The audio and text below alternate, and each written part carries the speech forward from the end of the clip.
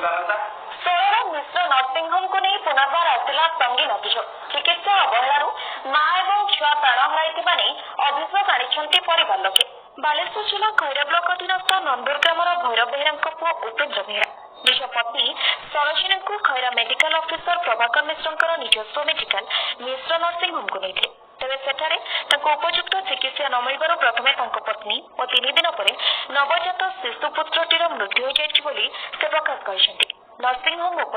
उपयुक्त कार्यानुष्ठान नेवा तुरंत न्याय प्रदान करने लगी श्रीजुक्त बेहरा सोर थाना एक लिखित अभियोग दाखल कर जनापड़ी 15 तारीख दिन मो पिलार डेथ है 16 तारीख दिन मो पिलार डेथ है डॉक्टर स्टाफ बेला जो मो स्त्री और पिला 2 जन मोर दाबी है मो स्त्री मोर पिला को न्याय मिले और डॉक्टर लाइसेंस कैंसल करा जाओ डॉक्टर को पूरा कोर्ट दंड खैरारू देवव्रत दास रिपोर्ट अभय।